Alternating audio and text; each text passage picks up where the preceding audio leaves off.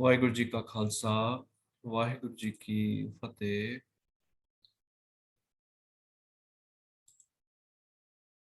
गुरु प्यारी साध संगत जीओ, गुरु साहब ਦੇ ਜਿਹੜੇ 52 ਹੁਕਮ ਨੇ ਉਹਨਾਂ ਦੇ ਉੱਤੇ ਜਿਹੜਾ ਵਿਚਾਰ ਹੈ ਉਹ ਆਪਾਂ ਅੱਜ ਸ਼ੁਰੂ ਕਰ ਰਹੇ ਹਾਂ। ਸੋ ਅੱਜ ਦਾ ਜਿਹੜਾ ਗੁਰੂ ਸਾਹਿਬ ਦਾ ਵਿਚਾਰ ਹੈ ਜਿਹੜੇ 52 ਹੁਕਮਾਂ ਦੇ ਵਿੱਚੋਂ ਉਹ ਹੈ ਕਿ ਬੱਜਰ ਕੁਰਹਿਤਾਂ ਜਿਹੜੀਆਂ ਨੇ ਉਹ ਕਿਹੜੀਆਂ ਨੇ ਔਰ ਉਹਨਾਂ ਤੋਂ ਕਿਸ ਤਰ੍ਹਾਂ ਅਸੀਂ ਬਚਣਾ ਹੈ ਜਾਂ ਕਿਉਂ ਗੁਰੂ ਸਾਹਿਬ ਉਸ ਬਾਰੇ ਕਹਿੰਦੇ ਨੇ ਕਿ ਵੀ ਇਹ ਹੁਕਮ ਜਿਹੜਾ ਹੈ ਉਹਨਾਂ ਨੇ ਦਿੱਤਾ ਹੈ ਕਿ ਉਸ ਤੋਂ ਆਪਣੇ ਆਪ ਨੂੰ ਅਸੀਂ ਬਚਾਉਣਾ ਹੈ। ਇਸ ਤੋਂ ਪਹਿਲੇ ਕਿ ਆਪਾਂ ਸ਼ੁਰੂ ਕਰੀਏ, ਗੁਰੂ ਸਾਹਿਬ ਦੇ ਚਰਨਾਂ ਦੇ ਵਿੱਚ ਆਪਾਂ ਬੇਨਤੀ ਕਰਨੀ ਹੈ ਕਿ ਗੁਰੂ ਸਾਹਿਬ ਆਪ ਅੰਗ ਸੰਗ ਸਹਾਈ ਹੋ ਕੇ ਸਾਡਾ ਮਾਰਗਦਰਸ਼ਨ ਕਰਨ। ਡੰਡੋਤ ਬੰਦਨ ਅਨਕ ਬਾਰ ਸਰਬ ਕਲਾ ਸਮਰੱਥ, ਡੋਲਨ ਤੇ ਰਾਖੋ ਪ੍ਰਭੂ ਨਾਨਕ ਦੇ ਕਰ ਹੱਥ। ਗੁਰੂ ਸਾਹਿਬ ਆਪਣੀ ਮਿਹਰ ਕਰਨ, ਸਾਨੂੰ ਇਸੇ ਤਰ੍ਹਾਂ ਚੜ੍ਹਦੀ ਕਲਾ ਬਖਸ਼ਣ ਔਰ ਅਸੀਂ ਸੰਗਤੀ ਰੂਪ ਦੇ ਵਿੱਚ ਇਕੱਤਰ ਹੋ ਕੇ ਵਿਚਾਰ ਜਿਹੜੇ ਨੇ ਉਹ ਕਰ ਸਕੀਏ, ਗੁਰਬਾਣੀ ਨੂੰ ਸਮਝ ਸਕੀਏ ਔਰ ਆਪਣਾ ਜੀਵਨ ਜਿਹੜਾ ਹੈ ਉਸ ਨੂੰ ਬਿਹਤਰ ਬਣਾ ਸਕੀਏ। ਅਸੀਂ ਪਹਿਲੇ ਵੀ ਇਸ ਤਰ੍ਹਾਂ ਵਿਚਾਰ ਕੀਤਾ ਹੈ ਕਿ ਗੁਰੂ ਗੋਬਿੰਦ ਸਿੰਘ ਜੀ ਮਹਾਰਾਜ ਜਿਹੜੇ ਨੇ ਉਹਨਾਂ ਦੀ ਇੱਕ ਬੜੀ ਹੀ ਯੂਨੀਕ ਸ਼ਖਸੀਅਤ ਹੈ, ਜਿਨ੍ਹਾਂ ਨੇ ਕਿ ਸਾਡੇ ਝੋਲੀ ਦੇ ਵਿੱਚ ਗੁਰੂ ਗ੍ਰੰਥ ਸਾਹਿਬ ਨੂੰ ਕੰਪਾਈਲ ਕਰਕੇ ਸਾਨੂੰ ਇੱਕ ਇਟਰਨਲ ਗੁਰੂ ਜਿਹੜਾ ਹੈ ਹਮੇਸ਼ਾ ਵਾਸਤੇ ਦਿੱਤਾ ਹੈ, ਕਿਸੇ ਦੇਹਧਾਰੀ ਗੁਰੂ ਤੋਂ ਪਰੇ ਕੀਤਾ ਹੈ। ਨਾਲ ਹੀ ਉਹਨਾਂ ਨੇ ਇੱਕ ਬੜਾ ਹੀ ਯੂਨੀਕ ਬ੍ਰਦਰਹੁੱਡ ਖਾਲਸਾ ਪੰਥ ਜਿਹੜਾ ਹੈ ਉਸ ਨੂੰ ਸ਼ੁਰੂ ਕੀਤਾ। ਜਿਹੜੀਆਂ ਗੁਰੂ ਸਾਹਿਬ ਦੀਆਂ ਲਿਖਤਾਂ ਨੇ ਉਹਨਾਂ ਦੇ ਬਾਰੇ ਅਸੀਂ ਵਿਚਾਰ ਕੀਤਾ ਸੀਗਾ ਕਿ ਕਿਸ ਤਰ੍ਹਾਂ ਉਹ ਦਸਮ ਗ੍ਰੰਥ ਦੇ ਵਿੱਚ ਉਹ ਇਕੱਤਰ ਕੀਤੀਆਂ ਹੋਈਆਂ ਨੇ। ਗੁਰੂ ਸਾਹਿਬ ਦੀਆਂ ਜਿਹੜੀਆਂ ਲਿਖਤਾਂ ਨੇ ਜੋ ਉਹਨਾਂ ਦੀ ਸਾਨੂੰ ਗਾਈਡੈਂਸ ਹੈ, ਉਸੇ ਵਿੱਚ ਹੀ ਇੱਕ ਉਹਨਾਂ ਦੀ ਗਾਈਡੈਂਸ ਬਹੁਤ ਵੱਡੀ ਹੈ ਜੋ ਕਿ ਗੁਰੂ ਸਾਹਿਬ ਦੇ 52 ਹੁਕਮ ਨੇ, ਜਿਨ੍ਹਾਂ ਤੋਂ ਕਿ ਹੌਲੀ ਹੌਲੀ ਅੱਗੇ ਆ ਕੇ ਸਿੱਖ ਰਹਿਤ ਮਰਿਆਦਾ ਜਿਹੜੀ ਹੈ ਉਹ ਬਣੀ ਹੈ।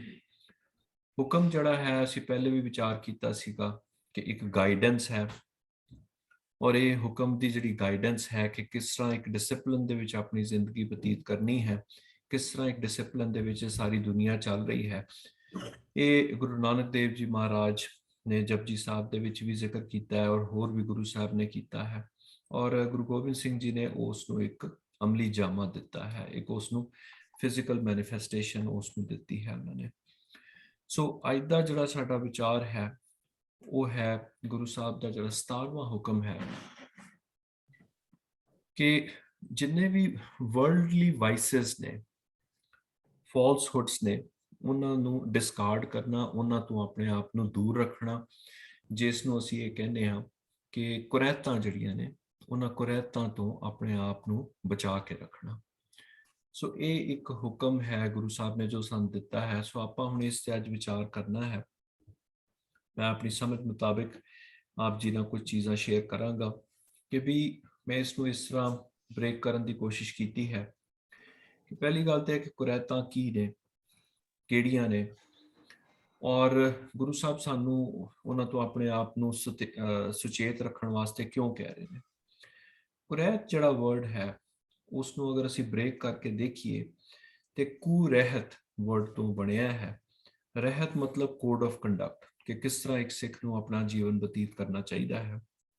ਕੁਰਹਿਤ ਜੋ ਵੀ ਉਹ ਗਲਤ ਚੀਜ਼ ਹੈ, ਗਲਤ ਕੋਡ ਆਫ ਕੰਡਕਟ ਹੈ ਜਾਂ ਗਲਤ ਬਿਹੇਵੀਅਰ ਹੈ, ਉਸ ਨੂੰ ਕੁਰਹਿਤ ਕਿਹਾ ਜਾਂਦਾ ਹੈ ਔਰ ਗੁਰੂ ਸਾਹਿਬ ਇਹ ਕਹਿ ਰਹੇ ਨੇ ਕਿ ਉਸ ਕੁਰਹਿਤ ਤੋਂ, ਉਸ ਗਲਤ ਚੀਜ਼ ਤੋਂ ਆਪਣੇ ਆਪ ਨੂੰ ਬਚਾ ਕੇ ਰੱਖਣਾ। ਸਿੱਖ ਰਹਿਤ ਮਰਿਆਦਾ ਦੇ ਵਿੱਚ ਬੱਜਰ ਕੁਰਹਿਤਾਂ ਦਾ ਜ਼ਿਕਰ ਅਕਸਰ ਆਉਂਦਾ ਹੈ, ਆਪ ਸਭ ਨੇ ਸੁਣਿਆ ਹੋਵੇਗਾ। ਸਿੱਖ ਰਹਿਤ ਮਰਿਆਦਾ ਅਨੁਸਾਰ ਜਿਹੜੀਆਂ ਇਸ ਵੇਲੇ ਕੁਝ ਬੱਜਰ ਕੁਰਹਿਤਾਂ ਜਿਹੜੀਆਂ ਨੇ, ਜਿਨ੍ਹਾਂ ਦਾ ਕਿ ਅਕਸਰ ਜ਼ਿਕਰ ਜਿਹੜਾ ਆਉਂਦਾ ਹੈ, ਜਿਸ ਬਾਰੇ ਗੱਲ ਕੀਤੀ ਜਾਂਦੀ ਹੈ ਰਹਿਤ ਮਰਿਆਦਾ ਦੇ ਵਿੱਚ ਵੀ ਉਹਨਾਂ ਤੋਂ ਬਚਣ ਵਾਸਤੇ ਸਾਨੂੰ ਕਿਹਾ ਗਿਆ ਹੈ। ਉਹਨਾਂ ਵਿੱਚ ਸਭ ਤੋਂ ਇੰਪੋਰਟੈਂਟ ਜਿਹੜੀ ਹੈ, ਸਾਰੀਆਂ ਇੰਪੋਰਟੈਂਟ ਨੇ ਪਰ ਚਾਰ ਜਿਹੜੀਆਂ ਮੇਨ ਨੇ ਉਹਨਾਂ ਵਿੱਚ ਹੈ ਕਿ ਵੀ ਜਿਹੜੇ ਇਨਸਾਨ ਦੇ ਕੇਸ ਨੇ ਉਹਨਾਂ ਨੂੰ ਕੱਟਣਾ ਨਹੀਂ ਹੈ। ਉਹ ਜਿਹੜੀ ਇੱਕ ਕੁਰਹਿਤ ਹੈ, ਇਸਨੂੰ ਇੱਕ ਬੈਡ ਚੀਜ਼ ਮੰਨਿਆ ਜਾਂਦਾ ਹੈ, ਕਿਉਂਕਿ ਇਹ ਸਿੱਖ ਫਲਸਫਾ ਇਹ ਕਹਿੰਦਾ ਹੈ, ਗੁਰੂ ਸਾਹਿਬ ਇਹ ਕਹਿੰਦੇ ਨੇ ਕਿ ਜਿਸ ਤਰ੍ਹਾਂ ਪ੍ਰਮਾਤਮਾ ਨੇ ਇਨਸਾਨ ਨੂੰ ਬਣਾਇਆ ਹੈ, ਇਨਸਾਨ ਨੂੰ ਉਸ ਦੇ ਹੁਕਮ ਦੇ ਵਿੱਚ ਰਹਿ ਕੇ ਉਸ ਚੀਜ਼ ਨੂੰ ਐਕਸੈਪਟ ਕਰਨਾ ਚਾਹੀਦਾ ਹੈ। ਸੋ ਅਗਰ ਕੋਈ ਇਨਸਾਨ ਆਪਣੇ ਸਰੀਰ ਦੇ ਨਾਲ ਕੋਈ ਛੇੜਛਾੜ ਕਰ ਰਿਹਾ ਹੈ, ਕੋਈ ਚੇਂਜ ਕਰ ਰਿਹਾ ਹੈ, ਤੇ ਇਹਦਾ ਮਤਲਬ ਕਿ ਵੀ ਜੋ ਉਸ ਬਣਾਉਣ ਵਾਲੇ ਦਾ, ਉਸ ਕਰਤੇ ਦਾ, ਉਸਨੇ ਜੋ ਕਿਰਤ ਬਣਾਈ ਹੈ, ਉਸ ਨੂੰ ਇਨਸਾਨ ਐਕਸੈਪਟ ਨਹੀਂ ਕਰ ਰਿਹਾ। ਦੂਸਰੀ ਆ ਜਾਂਦੀ ਹੈ ਕਿ ਕੋਈ ਵੀ ਕਿਸੇ ਕਿਸਮ ਦਾ ਇੰਟੌਕਸੀਕੈਂਟ ਜਿਹੜਾ ਹੈ, ਜੋ ਕਿ ਇਨਸਾਨ ਦਾ ਜਿਹੜਾ ਸੋਚ ਹੈ, ਉਸ ਦਾ ਜਿਹੜਾ ਮਨ ਹੈ, ਉਸ ਨੂੰ ਅਫੈਕਟ ਕਰੇ ਜਾਂ ਉਸ ਦੇ ਸਰੀਰ ਨੂੰ ਅਫੈਕਟ ਕਰੇ, ਉਸ ਤੋਂ ਆਪਣੇ ਆਪ ਨੂੰ ਬਚਾਉਣਾ। ਖਾਸ ਤੌਰ ਤੇ ਗੁਰੂ ਸਾਹਿਬ ਜ਼ਿਕਰ ਕਰਦੇ ਨੇ ਟੋਬੈਕੋ ਦਾ, ਤੰਬਾਕੂ ਦਾ, ਵੀ ਤੰਬਾਕੂ ਜਿਹੜੀ ਹੈ ਉਸ ਤੋਂ ਆਪਣੇ ਆਪ ਨੂੰ ਬਚਾ ਕੇ ਰੱਖਣਾ ਹੈ। ਔਰ ਤੰਬਾਕੂ ਦਾ ਕੰਜ਼ੰਪਸ਼ਨ ਜਿਹੜਾ ਹੈ ਉਹ ਇੱਕ ਬੱਜਰ ਕੁਰੈਤ ਹੈ, ਜਿਹੜੀ ਕਿ ਸਿੱਖ ਜਿਹੜੇ ਨੇ ਉਹਨਾਂ ਵਾਸਤੇ ਬਿਲਕੁਲ ਵਰਜਿਤ ਹੈ, ਕੰਪਲੀਟਲੀ ਫੋਰਬਿਡਨ ਹੈ। ਤੀਸਰੀ ਚੀਜ਼ ਆ ਜਾਂਦੀ ਹੈ ਕਿ ਕੁੱਠਾ ਮੀਟ ਜਿਹੜਾ ਹੈਗਾ ਹੈ, ਹੁਣ ਕੁੱਠਾ ਜਿਹੜਾ ਹੈ ਉਸ ਨੂੰ ਸਮਝਣ ਦੀ ਥੋੜੀ ਜਿਹੀ ਜ਼ਰੂਰਤ ਹੈ। ਕਈ ਲੋਕੀ ਜਿਹੜੇ ਨੇ ਉਹ ਇਹ ਕਹਿੰਦੇ ਨੇ ਕਿ ਕਿਸੇ ਵੀ ਕਿਸਮ ਦਾ ਮੀਟ ਜਿਹੜਾ ਹੈ ਉਹ ਨਹੀਂ ਖਾਣਾ ਚਾਹੀਦਾ। ਕਈ ਲੋਕੀ ਇਹ ਕਹਿੰਦੇ ਨੇ ਕਿ ਜਿਹੜਾ ਕੁੱਠਾ ਹੈ ਉਹ ਨਹੀਂ ਖਾਣਾ ਚਾਹੀਦਾ। ਸੋ ਆਪਾਂ ਉਸ ਕੰਟਰੋਵਰਸੀ 'ਚ ਨਹੀਂ ਜਾਂਦੇ, ਆਪਾਂ ਸਿਰਫ ਇਹ ਫੋਕਸ ਕਰਦੇ ਹਾਂ ਵੀ ਜਿਹੜਾ ਕੁੱਠਾ ਹੈ ਉਸ ਨੂੰ ਗੁਰੂ ਸਾਹਿਬ ਨੇ ਮਨਾ ਕੀਤਾ ਹੈ, ਔਰ ਉਸ ਨੂੰ ਕਿਉਂ ਮਨਾ ਕੀਤਾ ਹੈ। ਕੁੱਠਾ ਜਿਹੜਾ ਹੈ ਉਹ ਉਸ ਮੀਟ ਵਾਸਤੇ ਵਰਤਿਆ ਜਾਂਦਾ ਹੈ ਵਰਡ, ਜਿਹਨੂੰ ਕਿ ਕਿਸੇ ਸੈਰੇਮੋਨੀਅਲ ਤਰੀਕੇ ਦੇ ਨਾਲ ਐਨੀਮਲ ਜਿਹੜਾ ਹੈ ਉਸ ਨੂੰ ਸੈਕਰੀਫਾਈਸ ਕਰਕੇ ਤੇ ਉਹ ਮੀਟ ਤਿਆਰ ਕੀਤਾ ਜਾਂਦਾ ਹੈ। ਕਿਉਂਕਿ ਗੁਰੂ ਸਾਹਿਬ ਜਿਹੜੇ ਨੇ ਉਹ ਐਨੀਮਲ ਸੈਕਰੀਫਾਈਸ ਜਿਹੜੀ ਹੈ ਉਸ ਦੇ ਖਿਲਾਫ ਸੀਗੇ। ਉਹਨਾਂ ਨੇ ਇਸ ਚੀਜ਼ ਤੋਂ ਸਿੱਖਾਂ ਨੂੰ ਹਮੇਸ਼ਾ ਰੋਕਿਆ ਹੈ ਕਿ ਸੈਰੇਮੋਨੀਅਲ ਸਲੌਟਰ ਆਫ ਐਨੀਮਲਸ, ਕਿਸੇ ਨੂੰ ਬਲੀ ਚੜਾਉਣ ਵਾਸਤੇ ਜਾਂ ਕੋਈ ਹੋਰ ਕਿਸੇ ਪਰਪਸ ਵਾਸਤੇ, ਉਹ ਚੀਜ਼ ਜਿਹੜੀ ਹੈ ਉਹ ਕੰਪਲੀਟਲੀ ਫੋਰਬਿਡਨ ਹੈ। ਔਰ ਉਹ ਜਿਹੜਾ ਸੈਕਰੀਫਾਈਸ਼ੀਅਲ ਮੀਟ ਹੈ ਉਸ ਨੂੰ ਖਾਣਾ ਜਿਹੜਾ ਹੈ ਉਹ ਉਸ ਤੋਂ ਵੀ ਜ਼ਿਆਦਾ ਗਲਤ ਗੱਲ ਹੈ। ਉਸ ਦੇ ਵਿੱਚ ਮੇਨ ਰੀਜ਼ਨ ਜਿਹੜਾ ਜੋ ਮੈਂ ਸਮਝ ਸਕਿਆ ਉਹ ਇਹ ਹੈ ਕਿ ਸੈਰੇਮੋਨੀਅਲ ਜਿਹੜਾ ਕਿਲਿੰਗ ਆਫ ਦੀ ਐਨੀਮਲ ਹੈ ਉਹ ਇੱਕ ਐਕਸਟ੍ਰੀਮਲੀ ਪੇਨਫੁਲ ਪ੍ਰੋਸੈਸ ਹੈ, ਜਿਸ ਦੇ ਵਿੱਚ ਕਿ ਜਿਹੜਾ ਜਾਨਵਰ ਹੈ ਉਸ ਨੂੰ ਤਸੀਹਾ ਦੇ ਕੇ ਮਾਰਿਆ ਜਾਂਦਾ ਹੈ, ਕੋਈ ਕਲਮਾ ਪੜਿਆ ਜਾਂਦਾ ਹੈ ਜਾਂ ਕੋਈ ਹੋਰ ਕੋਈ ਚੀਜ਼ ਕੀਤੀ ਜਾਂਦੀ ਹੈ। ਠੀਕ ਹੈ, ਐਨੀਮਲ ਜਿਹੜਾ ਹੈ ਉਹ ਸਫਰ ਕਰ ਰਿਹਾ ਹੈ। ਸੋ ਗੁਰੂ ਸਾਹਿਬ ਇਹ ਕਹਿੰਦੇ ਨੇ ਕਿ ਉਸ ਐਨੀਮਲ ਨੂੰ ਸਫਰ ਕਰਾ ਕੇ, ਉਸ ਨੂੰ ਤੜਫਾ ਕੇ, ਉਸ ਨੂੰ ਮਾਰ ਕੇ ਉਸ ਦਾ ਜਿਹੜਾ ਮੀਟ ਖਾਣਾ ਹੈ ਉਹ ਇੱਕ ਬਹੁਤ ਗਲਤ ਗੱਲ ਹੈ। ਔਰ ਇਸ ਕਰਕੇ ਇਸ ਨੂੰ ਬੱਜਰ ਕੁਰੈਤਾਂ ਦੇ ਵਿੱਚ ਰੱਖਿਆ ਗਿਆ ਹੈ ਕਿ ਸੈਕਰੀਫਾਈਸ਼ੀਅਲ ਮੀਟ ਜਿਹੜਾ ਹੈ ਸੈਰੇਮੋਨੀਅਲ ਤਰੀਕੇ ਦੇ ਨਾਲ ਜਿਹੜਾ ਪ੍ਰਿਪੇਅਰ ਕੀਤਾ ਗਿਆ ਹੈ ਉਹ ਕੰਪਲੀਟਲੀ ਫੋਰਬਿਡਨ ਹੈ ਸਿੱਖਾਂ ਵਾਸਤੇ। ਚੌਥੀ ਚੀਜ਼ ਜਿਸ ਦਾ ਅਸੀਂ ਪਹਿਲੇ ਵੀ ਜ਼ਿਕਰ ਕੀਤਾ ਹੈ ਕਾਫੀ ਵਾਰੀ, ਉਹ ਹੈ ਕਿ ਕੋਈ ਵੀ ਜਿਸ ਨੂੰ ਤੁਸੀਂ ਕਹਿ ਸਕਦੇ ਹੋ ਕਿ ਐਕਸਟਰਾ ਮੈਰਿਟਲ ਰਿਲੇਸ਼ਨਸ਼ਿਪ ਜਿਹੜਾ ਹੈ ਉਹ ਰੱਖਣਾ। ਸੋ ਇਹ ਇੱਕ ਬੜੀ ਇੰਪੋਰਟੈਂਟ ਬੱਜਰ ਕੁਰੈਤ ਹੈ ਕਿ ਗੁਰੂ ਸਾਹਿਬ ਨੇ ਇਹ ਗੱਲ ਕਹੀ ਹੈ ਸਿੱਖਾਂ ਨੂੰ ਕਿ ਨਾ ਤੇ ਸਿੱਖਾਂ ਨੂੰ ਬੇਹੰਗਮ ਰਹਿਣ ਦੀ ਜ਼ਰੂਰਤ ਹੈ, ਨਾ ਹੀ ਉਹਨਾਂ ਨੂੰ ਕਿਸੇ ਜੰਗਲਾਂ ਦੇ ਵਿੱਚ ਜਾਂ ਪਹਾੜਾਂ ਦੇ ਵਿੱਚ ਜਾਣ ਦੀ ਲੋੜ ਹੈ, ਨਾ ਹੀ ਉਹਨਾਂ ਨੂੰ ਸੈਲੀਬ੍ਰੇਟ ਰਹਿਣ ਦੀ ਜ਼ਰੂਰਤ ਹੈ, ਵੀ ਵਿਆਹ ਨਹੀਂ ਕਰਵਾਉਣਾ।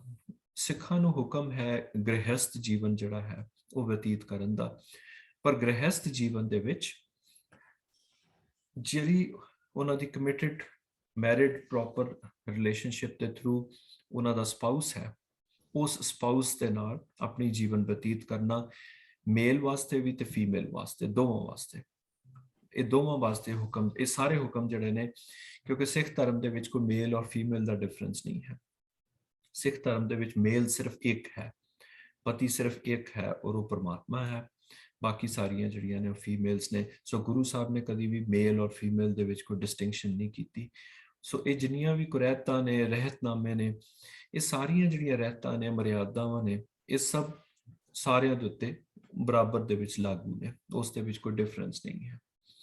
ਸੋ ਇਹ ਜਿਹੜੀਆਂ ਚਾਰ ਕੁਰੈਤਾਂ ਨੇ, ਇਹਨਾਂ ਬਾਰੇ ਆਪਾਂ ਥੋੜਾ ਜਿਹਾ ਹੋਰ ਅੱਗੇ ਵਿਚਾਰ ਕਰਦੇ ਹਾਂ ਕਿ ਇਹ ਜਿਹੜੀਆਂ ਕੁਰੈਤਾਂ ਨੇ, ਕਾਫੀ ਸਾਰੀ ਇਹਨਾਂ ਦਾ ਜ਼ਿਕਰ ਜਿਹੜਾ ਹੈ ਉਹ ਰਹਿਤਨਾਮੇ ਜਿਹੜੇ ਨੇ ਉਹਨਾਂ ਦੇ ਵਿੱਚ ਆਉਂਦਾ ਹੈ। ਔਰ ਇੱਕ ਬੜੀ ਇੰਟਰਸਟਿੰਗ ਗੱਲ ਜਿਹੜੀ ਦੇਖੀ ਜਾਂਦੀ ਹੈ ਕਿ ਗੁਰੂ ਸਾਹਿਬ ਨੇ ਜਿਹੜੀ ਇਹ ਕੁਰੈਤਾਂ ਦਾ ਜ਼ਿਕਰ ਕੀਤਾ ਹੈ, ਜਾਂ ਸਿੱਖ ਫਲਸਫਾ ਜਿਹੜਾ ਇਹਨਾਂ ਕੁਰੈਤਾਂ ਦਾ ਜ਼ਿਕਰ ਕਰਦਾ ਹੈ, we are not the first ones to talk about it। ਇਸ ਕਿਸਮ ਦੀਆਂ ਜਿਹੜੀਆਂ ਬੱਜਰ ਕੁਰੈਤਾਂ ਨੇ, ਇਹਨਾਂ ਦਾ ਜ਼ਿਕਰ ਇੰਡੀਅਨ ਫਿਲਾਸਫੀ ਦੇ ਵਿੱਚ, ਸਾਊਥ ਈਸਟ ਏਸ਼ੀਅਨ ਫਿਲਾਸਫੀ ਦੇ ਵਿੱਚ ਪਹਿਲੇ ਵੀ ਇਸ ਦਾ ਜ਼ਿਕਰ ਕਾਫੀ ਵਾਰ ਆਇਆ ਹੈ। ਔਰ ਇਹ ਜਿਹੜੀਆਂ ਕੁਰੈਤਾਂ ਦਾ ਜ਼ਿਕਰ ਅੱਜ ਜੋ ਰਹਿਤ ਮਰਿਆਦਾ ਦੇ ਵਿੱਚ ਅਸੀਂ ਦੇਖਦੇ ਹਾਂ, ਜਿਹੜਾ ਅਸੀਂ ਹੁਣੇ ਜ਼ਿਕਰ ਕੀਤਾ ਹੈ, over a period of time ਇਹ ਕੁਰੈਤਾਂ ਜਿਹੜੀਆਂ ਨੇ ਇਹ ਥੋੜੀਆਂ ਬਹੁਤੀਆਂ ਐਡ ਵੀ ਹੋਈਆਂ ਨੇ, ਸਬਟਰੈਕਟ ਕੋਈ ਨਹੀਂ ਹੋਈ, ਰਿਮੂਵ ਕੋਈ ਨਹੀਂ ਹੋਈ, ਪਰ ਇਹਨਾਂ ਦੇ ਵਿੱਚ ਐਡ ਹੋਈਆਂ ਨੇ। ਪਰ ਕੁਝ ਕੁਰੈਤਾਂ ਐਸੀਆਂ ਨੇ ਵੀ ਜਿਨ੍ਹਾਂ ਨੂੰ ਇਹ ਮੰਨਿਆ ਜਾਂਦਾ ਹੈ ਕਿ ਦੇ ਆਰ ਅ ਸਿਨ, ਪਰ ਕੁਝ ਐਸੀਆਂ ਨੇ ਜਿਨ੍ਹਾਂ ਨੂੰ ਕਿ ਕਿਹਾ ਜਾਂਦਾ ਹੈ ਕਿ ਦੇ ਆਰ ਅ ਕਾਰਡਿਨਲ ਸਿਨ, ਦੇ ਬੱਜਰ ਕੁਰੈਤਾਂ ਨੇ, ਰਾਈਟ। ਸੋ ਸਿਨਸ ਦੇ ਵਿੱਚ ਇਨੀਸ਼ੀਅਲੀ ਇਹ ਮੰਨਿਆ ਜਾਂਦਾ ਸੀ, ਰਹਿਤਨਾਮਿਆਂ ਦੇ ਵਿੱਚ ਜਿਹੜਾ ਜ਼ਿਕਰ ਆਉਂਦਾ ਹੈ ਭਾਈ ਨੰਦ ਲਾਲ ਜੀ ਦਾ ਜਿਹੜਾ ਤਨਖਾਹਨਾਮਾ ਹੈ, ਤਨਖਾਹਨਾਮੇ ਦੇ ਵਿੱਚ ਉਹਨਾਂ ਨੇ ਜ਼ਿਕਰ ਕੀਤਾ ਹੈ ਕਿ ਅਗਰ ਕੋਈ ਬੰਦਾ ਗਲਤ ਕੰਮ ਕਰਦਾ ਹੈ ਤੇ ਉਸ ਨੂੰ ਉਸ ਬਾਰੇ ਪਨਿਸ਼ਮੈਂਟ ਕਿਸ ਤਰ੍ਹਾਂ ਦੇਣੀ ਚਾਹੀਦੀ ਹੈ ਜਾਂ ਹੋਰ ਉਹਨੂੰ ਕਿਸ ਤਰ੍ਹਾਂ ਡੀਲ ਕਰਨਾ ਚਾਹੀਦਾ ਹੈ। ਉਹਦੇ ਵਿੱਚ ਭਾਈ ਸਾਹਿਬ ਨੇ ਜੋ ਜ਼ਿਕਰ ਕੀਤਾ ਹੈ ਕਿ ਵੀ ਕਿਸੇ ਗਰੀਬ ਗੁਰਬਾ ਨੂੰ ਜਾਂ ਕਿਸੇ ਛੋਟੀ ਜਾਤ ਦੇ ਇਨਸਾਨ ਨੂੰ ਆਪਣੇ ਕੋਲ ਅਗਰ ਕੋਈ ਸਿੱਖ ਬੈਠਣ ਤੋਂ ਰੋਕਦਾ ਹੈ ਤੇ ਉਹ ਵੀ ਇੱਕ ਬੱਜਰ ਕੁਰੈਤ ਹੈ, ਉਹ ਵੀ ਕਾਰਡਨਲ ਸਿਨ ਹੈ। ਆਪਣੇ ਕੋਲ ਅਗਰ ਕਿਸੇ ਨੂੰ ਤੁਸੀਂ ਬੈਠਣ ਤੋਂ ਰੋਕਦੇ ਹੋ। ਇਸੇ ਤਰ੍ਹਾਂ ਗੁਰੂ ਸਾਹਿਬ ਨੇ ਇਹ ਵੀ ਕਿਹਾ ਹੈ ਕਿ ਉਸ ਵੇਲੇ ਜਿਸ ਤਰ੍ਹਾਂ ਅੱਜ ਹੁਣ ਸਾਡੇ ਪਾਸ ਇੰਟਰਨੈਟ ਹੈ, ਟੀਵੀ ਹੈ, ਸਾਡੇ ਪਾਸ ਹੋਰ ਗੁਰਦੁਆਰੇ ਗੁਰੂ ਘਰਾਂ ਦੇ ਦਰਸ਼ਨ ਕਰਨ ਦੇ, ਪਾਠ ਕਰਨ ਦੇ ਹੋਰ ਕਈ ਤਰੀਕੇ ਨੇ, ਪਰ ਉਹਨਾਂ ਟਾਈਮਾਂ ਦੇ ਵਿੱਚ ਗੁਰਦੁਆਰਾ ਜਿਹੜਾ ਸੀਗਾ ਮੋਸਟਲੀ ਪਿੰਡਾਂ ਦੇ ਵਿੱਚ ਇੱਕ ਗੁਰਦੁਆਰਾ ਅਗਰ ਹੁੰਦਾ ਸੀਗਾ 4-5 ਪਿੰਡਾਂ ਦੇ ਵਿੱਚ, ਤੇ ਉਸ ਇੱਕ ਗੁਰਦੁਆਰੇ ਦੇ ਵਿੱਚ ਮਹਾਰਾਜ ਦੀ ਬੀੜ ਜਿਹੜੀ ਹੈ ਉਹ ਉੱਥੇ ਸਥਾਪਿਤ ਕੀਤੀ ਜਾਂਦੀ ਸੀ। ਘਰ ਘਰ ਦੇ ਵਿੱਚ ਨਾ ਤਾਂ ਕੋਈ ਇੰਟਰਨੈਟ ਸੀ, ਨਾ ਟੀਵੀ ਸੀ, ਨਾ ਕੋਈ, ਕਈ ਵਾਰੀ ਤੇ ਗੁਟਕੇ ਵੀ ਨਹੀਂ ਸੀ ਹੁੰਦੇ। ਸੋ ਉਸ ਵੇਲੇ ਇਹ ਇੱਕ ਹੁਕਮ ਸੀਗਾ ਗੁਰੂ ਸਾਹਿਬ ਦਾ ਕਿ ਗੁਰਦੁਆਰੇ ਜਾਣਾ ਸੰਗਤ ਵਾਸਤੇ ਲਾਜ਼ਮੀ ਹੈ। ਜਿਹੜਾ ਸਿੱਖ ਗੁਰਦੁਆਰੇ ਨਹੀਂ ਜਾਂਦਾ ਉਸ ਨੂੰ ਤਨਖਈਆ ਸਮਝਿਆ ਜਾਂਦਾ ਸੀਗਾ। ਔਰ ਗੁਰਦੁਆਰੇ ਨਾ ਜਾਣਾ ਵੀ ਜਿਹੜਾ ਹੈ ਇਹ ਇੱਕ ਬੱਜਰ ਕੁਰੈਤਾਂ ਦੇ ਵਿੱਚ ਸੀਗਾ। ਤੰਬਾਕੂ ਔਰ ਜਿਹੜਾ ਕੁੱਠਾ ਹੈ ਇਹ ਦੋਨੋਂ ਉਸ ਤਨਖਾਹਨਾਮੇ ਦੇ ਵਿੱਚ ਵੀ ਹਨ। ਉਸ ਦੇ ਵਿੱਚ ਭਾਈ ਨੰਦ ਲਾਲ ਜੀ ਨੇ ਇਹਦਾ ਵੀ ਜ਼ਿਕਰ ਕੀਤਾ ਹੈ ਔਰ ਹੋਰ ਵੀ ਜਿਹੜੀਆਂ ਪਹਿਲੀਆਂ ਕੁਰੈਤਾਂ ਦਾ ਮੈਂ ਜ਼ਿਕਰ ਕੀਤਾ ਹੈ ਉਸ ਦਾ ਵੀ ਕੀਤਾ ਹੈ। ਪਰ ਇਹ ਦੋ ਐਸੀਆਂ ਚੀਜ਼ਾਂ ਨੇ ਉੱਪਰ ਵਾਲੀਆਂ ਜਿਹੜੀਆਂ ਪਹਿਲੀਆਂ ਦੋ ਨੇ ਜਿਨ੍ਹਾਂ ਦਾ ਕਿ ਹੋਣ ਵਾਲੀਆਂ ਜਿਹੜੀਆਂ ਤਨਖਾਹਨਾਮੇ ਨੇ ਜਾਂ ਹੁਣ ਜਿਹੜੀਆਂ ਰਹਿਤ ਮਰਿਆਦਾ ਨੇ ਉਸ ਦੇ ਵਿੱਚ ਥੋੜਾ ਜਿਹਾ ਜ਼ਿਕਰ ਘੱਟ ਆਉਂਦਾ। They are still considered to be equally bad, ਪਰ ਇਹ ਹੈ ਕਿ ਯੂ ਵਿਲ ਨੋਟਿਸ ਕਿ gradually there is an evolution over a period of time, ਵੀ ਕੁਝ ਚੀਜ਼ਾਂ ਜਿਹੜੀਆਂ ਨੇ ਉਹ ਚੇਂਜ ਹੋ ਰਹੀਆਂ ਨੇ। ਇਸੇ ਨੂੰ ਅਸੀਂ ਅੱਗੇ ਚਲਾਈਏ ਤੇ ਇਸ ਦੇ ਵਿੱਚ ਗੁਰੂ ਸਾਹਿਬ ਦੀਆਂ ਜਿਹੜੇ ਸੇਵਾਦਾਰ ਸਨ ਉਹਨਾਂ ਦੇ ਨਾਲ ਜੋ ਉਹਨਾਂ ਦੀ ਕਨਵਰਸੇਸ਼ਨ ਹੁੰਦੀ ਸੀ ਉਸ ਦੇ ਵਿੱਚੋਂ ਜੋ ਉਹਨਾਂ ਦੇ ਸੇਵਾਦਾਰਾਂ ਨੇ ਲਿਖਤਾਂ ਲਿਖੀਆਂ ਉਸ ਦੇ ਵਿੱਚੋਂ ਇੱਕ ਸੇਵਾਦਾਰ ਉਹਨਾਂ ਦੇ ਸਨ ਭਾਈ ਪ੍ਰਹਲਾਦ ਜੀ। ਭਾਈ ਪ੍ਰਹਲਾਦ ਸਿੰਘ ਜਿਹੜੇ ਸੀਗੇ ਉਹਨਾਂ ਨੇ ਵੀ ਇੱਕ ਰਹਿਤਨਾਮਾ ਲਿਖਿਆ ਹੈ based on his discourse with Guru Gobind Singh ji, ਜਿਸ ਦੇ ਵਿੱਚ ਕਿ ਉਹਨਾਂ ਨੇ ਕਈ ਕੁਰੈਤਾਂ ਦਾ ਜ਼ਿਕਰ ਕੀਤਾ ਹੈ। ਉਹਨਾਂ ਵਿੱਚ ਇੱਕ ਕੁਰੈਤ ਜਿਹਦਾ ਉਹਨਾਂ ਨੇ ਜ਼ਿਕਰ ਕੀਤਾ ਹੈ ਉਹ ਇਹ ਹੈ, ਹੋਏ ਸਿੱਖ ਸਿਰ ਟੋਪੀ ਧਰੇ, ਵੀ ਜਿਹੜਾ ਸਿੱਖ ਹੋ ਕੇ ਸਿਰ ਤੇ ਟੋਪੀ ਰੱਖਦਾ ਹੈ 7 ਜਨਮ ਕੁਸ਼ਤੀ ਹੋਏ ਮਰੇ। ਸੋ ਸਿਰ ਤੇ ਦਸਤਾਰ ਸਜਾਉਣ ਤੋਂ ਇਲਾਵਾ ਕੋਈ ਵੀ ਹੋਰ ਚੀਜ਼ ਰੱਖਣੀ ਜਿਹੜੀ ਹੈ ਉਸ ਨੂੰ ਵੀ ਇੱਕ ਸਿਨ ਜਿਹੜਾ ਹੈ ਉਹ ਸਮਝਿਆ ਜਾਂਦਾ ਸੀਗਾ। ਸੋ ਇਹ ਚੀਜ਼ ਜਿਹੜੀ ਹੈ ਇਹ ਭਾਈ ਪ੍ਰਹਲਾਦ ਸਿੰਘ ਜਿਹੜੇ ਨੇ ਉਹਨਾਂ ਨੇ ਆਪਣੇ ਰਹਿਤਨਾਮੇ ਦੇ ਵਿੱਚ ਜ਼ਿਕਰ ਕੀਤਾ ਹੈ। ਹੁਣ ਆਪਾਂ ਇਹ ਤਾਂ ਹੁਣ ਤੱਕ ਜੋ ਵਿਚਾਰ ਕੀਤਾ ਆਪਾਂ ਉਸ 'ਚ ਦੇਖਿਆ ਕਿ ਵੀ ਕਿਹੜੀਆਂ ਕੁਰੈਤਾਂ ਨੇ, ਕਿਹੜੀਆਂ ਬੱਜਰ ਕੁਰੈਤਾਂ ਨੇ ਜਿਨ੍ਹਾਂ ਨੂੰ ਆਪਾਂ ਕਾਰਡਨਲ ਸਿਨਸ ਕਹਿੰਦੇ ਹਾਂ। ਆਪਾਂ ਇਹ ਦੇਖਿਆ ਕਿ ਇਹ ਰਹਿਤਨਾਮੇ ਜਾਂ ਭਾਈ ਨੰਦ ਲਾਲ ਜੀ ਦੇ ਜਿਹੜੇ ਤਨਖਾਹਨਾਮੇ ਨੇ ਉੱਥੋਂ ਇਹ ਸਾਨੂੰ ਮਿਲਦੀਆਂ ਨੇ, ਜਿਸ ਦੇ ਵਿੱਚ ਉਹਨਾਂ ਨੇ ਜ਼ਿਕਰ ਇਹ ਕੀਤਾ ਹੈ ਕਿ ਵੀ ਸਾਡੀ ਜੋ ਗੁਰੂ ਸਾਹਿਬ ਦੇ ਨਾਲ ਗੱਲਬਾਤ ਹੁੰਦੀ ਸੀ ਉਸ ਤੋਂ ਅਸੀਂ ਇਹ ਚੀਜ਼ਾਂ ਕੰਪਾਈਲ ਕੀਤੀਆਂ ਨੇ ਔਰ ਅੱਜ ਇਹ ਚੀਜ਼ਾਂ ਜਿਹੜੀਆਂ ਨੇ ਸਾਡੀ ਰਹਿਤ ਮਰਿਆਦਾ ਦੇ ਵਿੱਚ ਨੇ। ਪਰ ਥੋੜਾ ਜਿਹਾ ਆਪਾਂ ਅਗਰ ਇਸ ਨੂੰ ਹੋਰ ਧਿਆਨ ਨਾਲ ਦੇਖਣ ਦੀ ਕੋਸ਼ਿਸ਼ ਕਰੀਏ ਕਿ ਵੀ ਇਹ ਜਿਹੜੀਆਂ ਕੁਰੈਤਾਂ ਨੇ ਕੀ ਇਹਨਾਂ ਦਾ ਜ਼ਿਕਰ ਗੁਰੂ ਗ੍ਰੰਥ ਸਾਹਿਬ ਦੇ ਵਿੱਚ ਆਉਂਦਾ ਹੈ ਜਾਂ ਨਹੀਂ ਆਉਂਦਾ, ਕਿਉਂਕਿ ਅਕਸਰ ਇੱਕ ਸਵਾਲ ਉੱਠਦਾ ਹੈ ਕਿ ਵੀ ਇਹ ਜਿਹੜੀਆਂ ਕੁਰੈਤਾਂ ਨੇ ਜਾਂ ਹੋਰ ਜਿਹੜੇ ਕੋਡ ਆਫ ਕੰਡਕਟ ਨੇ ਇਹ ਸਾਡੇ ਕੋਲ ਕਿੱਥੋਂ ਆ ਰਹੇ ਨੇ।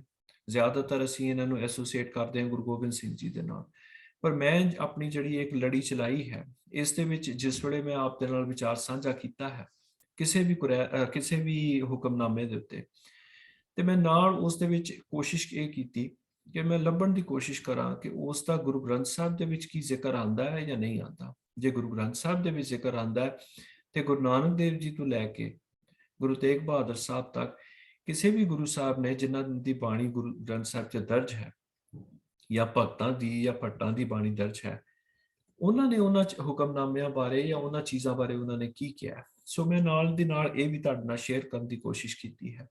ਸੋ ਅੱਜ ਜਿਹੜੀ ਅਸੀਂ ਕੁਰੈਤ ਦੀ ਗੱਲ ਕਰ ਰਹੇ ਹਾਂ, ਬਜਰ ਕੁਰੈਤਾਂ ਦੀ ਅਸੀਂ ਗੱਲ ਕੀਤੀ, ਗੁਰੂ ਸਾਹਿਬ ਨੇ 17ਵੇਂ ਹੁਕਮ 'ਚ ਕਿਹਾ ਕਿ ਵੀ ਇਹਨਾਂ ਤੋਂ ਆਪਣੇ ਆਪ ਨੂੰ ਬਚਾਓ।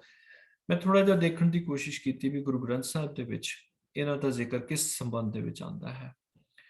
ਸੋ ਇਸ ਦੇ ਵਿੱਚ ਸਭ ਤੋਂ ਪਹਿਲੀ ਚੀਜ਼ ਜਿਹੜੀ ਹੈ, ਪੰਜਵੇਂ ਪਾਤਸ਼ਾਹ ਗੁਰੂ ਅਰਜਨ ਦੇਵ ਜੀ ਮਹਾਰਾਜ ਜਿਹੜੇ ਨੇ, ਉਹਨਾਂ ਦੀ ਬਾਣੀ ਦੇ ਵਿੱਚੋਂ ਸਾਨੂੰ ਗਾਈਡੈਂਸ ਮਿਲਦੀ ਹੈ, ਜਿਸ ਦੇ ਵਿੱਚ ਕਿ ਉਹ 4 ਕਿਲਵਿਖ ਦਾ ਜ਼ਿਕਰ ਕਰਦੇ ਨੇ, 4 ਕੁਰੈਤਾਂ ਦਾ ਜ਼ਿਕਰ ਕਰਦੇ ਨੇ। ਗੁਰੂ ਸਾਹਿਬ ਕਹਿੰਦੇ ਨੇ, ਕਾਮ ਕ੍ਰੋਧ ਮੋਹ ਵਸ ਕੀਆ, ਕਿਰਪਨ ਲੋਭ ਪਿਆਰ, ਚਾਰੇ ਕਿਲਵਿਖ ਉਹਨੇ ਅਗ ਕੀਏ, ਹੋਆ ਅਸੁਰ ਸੰਘਾਰ। ਅੱਗੇ ਗੁਰੂ ਸਾਹਿਬ ਇਹ ਕਹਿੰਦੇ ਨੇ ਕਿ ਵੀ ਇਹ ਜਿਹੜੀਆਂ 4 ਕਿਲਵਿਖ ਨੇ, 4 ਜਿਹੜੀਆਂ ਕੁਰੈਤਾਂ ਨੇ, ਅਗਰ ਇਹ ਕੁਰੈਤਾਂ ਵੀ ਕੋਈ ਕਰਦਾ ਹੈ ਤੇ ਉਸ ਤੋਂ ਬਾਅਦ ਅਗਰ ਕੋਈ ਬੰਦਾ ਆਪਣੇ ਆਪ ਨੂੰ ਸੁਧਾਰਨ ਦੀ ਕੋਸ਼ਿਸ਼ ਕਰਦਾ ਹੈ, ਆਪਣੇ ਚਿੱਤ ਵਿੱਚ ਉਸ ਪਰਮਾਤਮਾ ਪਾਰ ਬ੍ਰਹਮ ਨੂੰ ਵਸਾਉਂਦਾ ਹੈ, ਤੇ ਉਸ ਦੀਆਂ 4 ਕੁਰੈਤਾਂ ਵੀ ਬਖਸ਼ੀਆਂ ਜਾ ਸਕਦੀਆਂ। ਗੁਰੂ ਸਾਹਿਬ ਨੇ ਜ਼ਿਕਰ ਜਿਹੜਾ ਹੈ ਉਹ ਇਸ ਪੱਖੋਂ ਕੀਤਾ ਹੈ ਕਿ ਵੀ ਜਿਹੜਾ ਬੰਦਾ 4 ਕਾਰਡਿਨਲ ਸਿਨਸ ਵੀ ਕਰਦਾ ਹੈ, ਉਸ ਨੂੰ ਵੀ ਬਖਸ਼ਿਆ ਜਾ ਸਕਦਾ ਹੈ, ਉਸ ਨੂੰ ਵੀ ਰਿਪੈਂਟੈਂਸ ਮਿਲ ਸਕਦੀ ਹੈ, ਮਾਫੀ ਮਿਲ ਸਕਦੀ ਹੈ, ਅਗਰ ਉਹ ਆਪਣੇ ਆਪ ਨੂੰ ਸੁਧਾਰਦਾ ਹੈ, ਆਪਣੇ ਆਪ ਨੂੰ ਪਰਮਾਤਮਾ ਦੇ ਨਾਂ ਤੇ ਚਲਾਉਂਦਾ ਹੈ। ਕੰਟੈਕਸਟ ਇਹ ਹੈ। ਲੇਕਿਨ ਜਿਹੜੀ ਸਾਨੂੰ ਇੱਥੋਂ ਗਾਈਡੈਂਸ ਮਿਲਦੀ ਹੈ ਉਹ ਇਹ ਹੈ ਕਿ ਵੀ ਈਵਨ ਗੁਰੂ ਅਰਜਨ ਦੇਵ ਜੀ ਮਹਾਰਾਜ ਜਿਹੜੇ ਨੇ, ਉਹਨਾਂ ਨੇ ਵੀ 4 ਕੁਰੈਤਾਂ ਦਾ ਜ਼ਿਕਰ ਕੀਤਾ ਹੈ, ਜਿਨ੍ਹਾਂ ਨੂੰ ਕਿ ਉਹਨਾਂ ਨੇ ਬਹੁਤ ਇੰਪੋਰਟੈਂਸ ਦਿੱਤੀ ਹੈ ਕਿ ਵੀ ਇਹ ਕਾਰਡਿਨਲ ਸਿਨਸ ਨੇ। ਆਪਾਂ ਹੁਣ ਦੇਖਦੇ ਹਾਂ ਕਿ ਉਹ ਕਾਰਡਿਨਲ ਸਿਨਸ ਕਿਹੜੇ ਨੇ ਜਿਨ੍ਹਾਂ ਦਾ ਕਿ ਗੁਰੂ ਅਰਜਨ ਦੇਵ ਜੀ ਨੇ ਜ਼ਿਕਰ ਕੀਤਾ ਹੈ, ਔਰ ਕੀ ਆਰ ਦੇ the same that we are talking about in the current Sikh ਰਹਿਤ ਮਰਿਆਦਾ। ਜਿਹੜੀਆਂ 4 ਕੁਰੈਤਾਂ ਦਾ ਜ਼ਿਕਰ ਗੁਰੂ ਅਰਜਨ ਦੇਵ ਜੀ ਮਹਾਰਾਜ ਪਿਛਲੇ ਸ਼ਬਦ ਦੇ ਵਿੱਚ ਕਰ ਰਹੇ ਨੇ, ਉਹ 4 ਕੁਰੈਤਾਂ ਜਿਹੜੀਆਂ ਨੇ, ਇਹ ਇੱਕ 올ਡ ਇੰਡੀਅਨ ਟ੍ਰੈਡੀਸ਼ਨਲ ਸਿਸਟਮ ਦੇ ਹਿਸਾਬ ਦੇ ਨਾਲ 4 ਕੁਰੈਤਾਂ ਮੰਨੀਆਂ ਜਾਂਦੀਆਂ ਸਨ, ਜਿਹੜੀਆਂ ਸਨ ਕਿ ਵੀ ਕਿਸੇ ਬ੍ਰਾਹਮਣ ਨੂੰ ਨਹੀਂ ਮਾਰਨਾ। ਬ੍ਰਹਮ ਹੱਤਿਆ ਜਿਹੜੀ ਹੈ, ਬ੍ਰਾਹਮਣ ਨੂੰ ਮਾਰਨਾ ਜਿਹੜਾ ਹੈ, ਇੱਕ ਕਾਰਡਿਨਲ ਸਿਨ ਸਮਝਿਆ ਜਾਂਦਾ ਸੀਗਾ। ਕਿਸੇ ਨੂੰ ਵੀ ਮਾਰਨਾ ਜਿਹੜਾ ਹੈ ਉਹ ਇੱਕ ਬੜਾ ਵੱਡਾ ਪਾਪ ਹੈ, ਇੱਕ ਕਾਰਡਿਨਲ ਸਿਨ ਹੈ। ਕਿਉਂਕਿ ਆਪਾਂ ਸੋਚ ਕੇ ਦੇਖੀਏ ਕਿ ਇੱਕ ਮਦਰ ਜਿਹੜੀ ਹੈ ਉਹ ਇੱਕ ਬੱਚੇ ਨੂੰ ਜਨਮ ਦਿੰਦੀ ਹੈ, ਇੱਕ ਪਰਿਵਾਰ ਜਿਹੜਾ ਹੈ ਉਸਦੇ ਪੇਰੈਂਟਸ ਜਿਹੜੇ ਨੇ ਉਸ ਨੂੰ ਰੇਜ਼ ਕਰਦੇ ਨੇ, ਪੜ੍ਹਾਉਂਦੇ ਨੇ, ਲਿਖਾਉਂਦੇ ਨੇ, ਉਸ ਨੂੰ ਸੁਸਾਇਟੀ ਦੇ ਵਿੱਚ ਇੱਕ ਇੰਪੋਰਟੈਂਟ ਉਸ ਨੂੰ ਜਗ੍ਹਾ ਮਿਲਦੀ ਹੈ ਜਿੱਥੇ ਕਿ ਉਹ ਇੱਕ ਇੰਡੀਵਿਜੂਅਲ ਜਿਹੜਾ ਹੈ ਸੁਸਾਇਟੀ ਵੱਲ ਕੰਟਰੀਬਿਊਟ ਕਰਦਾ ਹੈ। ਅਗਰ ਉਸ ਨੂੰ ਕੋਈ ਮਾਰ ਦਿੰਦਾ ਹੈ, ਉਸ ਦੀ ਕੋਈ ਜਾਨ ਲੈ ਲੈਂਦਾ ਹੈ, ਉਸ ਦਾ ਜੀਵਨ ਖਤਮ ਕਰ ਦਿੰਦਾ ਹੈ। ਇੱਕ ਤਾਂ ਨੈਚੁਰਲ ਪ੍ਰੋਸੈਸ ਹੈ ਜਿਸ ਦੇ ਵਿੱਚ ਕਿ ਠੀਕ ਹੈ ਸਭ ਦੀ ਡੈਥ ਹੋਣੀ ਹੈ, ਪਰ ਅਗਰ ਇਸ ਤਰ੍ਹਾਂ ਅਨਨੈਚੁਰਲ ਤਰੀਕੇ ਦੇ ਨਾਲ ਕਿਸੇ ਦੀ ਡੈਥ ਹੁੰਦੀ ਹੈ, ਕਿਸੇ ਨੂੰ ਖਾਸ ਤੌਰ ਤੇ ਮਾਰਿਆ ਜਾਂਦਾ ਹੈ, ਤੇ ਉਹ ਇੱਕ ਜਿਹੜਾ ਇੰਨੀ ਮਿਹਨਤ ਦੇ ਨਾਲ, ਇੰਨੇ ਇੱਕ ਹਿੰਮਤ ਦੇ ਨਾਲ, ਕੋਸ਼ਿਸ਼ ਦੇ ਨਾਲ ਇੱਕ ਇਨਸਾਨ ਨੂੰ ਤਿਆਰ ਕਰਕੇ ਪੜ੍ਹਾ ਲਿਖਾ ਕੇ ਜ਼ਿੰਦਗੀ 'ਚ ਕਿਤੇ ਪਹੁੰਚਾਇਆ ਗਿਆ, ਉਹ ਸਾਰੀ ਚੀਜ਼ ਵੇਸਟ ਚਲੀ ਜਾਂਦੀ ਹੈ।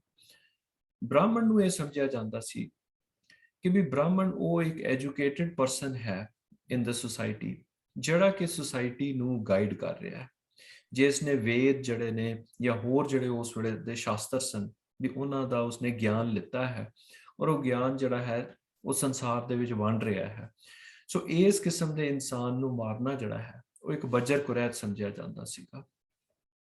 ਇਸੇ ਤਰ੍ਹਾਂ ਇੱਕ ਗਾਂ ਜਿਹੜੀ ਹੈ ਉਸ ਨੂੰ ਮਾਰਨਾ ਵੀ ਇੱਕ ਬਜਰ ਕੁਰੈਤ ਸਮਝਿਆ ਜਾਂਦਾ ਸੀ ਉਸ ਟਾਈਮ ਦੇ ਉੱਤੇ, ਕਿਉਂਕਿ ਉਹ ਦੁੱਧ ਦਿੰਦੀ ਹੈ, ਉਸ ਦੁੱਧ ਦੇ ਨਾਲ ਇਨਸਾਨ ਦੀ ਪਰਵਰਿਸ਼ ਹੁੰਦੀ ਹੈ। ਜਿਹੜੀ ਗਾਂ ਤੁਹਾਨੂੰ ਦੁੱਧ ਦੇ ਰਹੀ ਹੈ ਉਸ ਨੂੰ ਅਗਰ ਕੋਈ ਮਾਰ ਦਿੰਦਾ ਹੈ ਤੇ ਉਹ ਇੱਕ ਮਾੜੀ ਚੀਜ਼ ਹੈ। ਸੋ ਉਹ ਚੀਜ਼ ਬਹੁਤ ਬੁਰੀ ਸਮਝੀ ਜਾਂਦੀ ਸੀ। ਇਸੇ ਤਰ੍ਹਾਂ 2 ਹੋਰ ਕੁਰੈਤਾਂ ਸਨ। ਇੱਕ ਸੀ ਕਿ ਕਿਸੇ ਵੀ ਬੇਟੀ ਨੂੰ ਮਾਰਨਾ,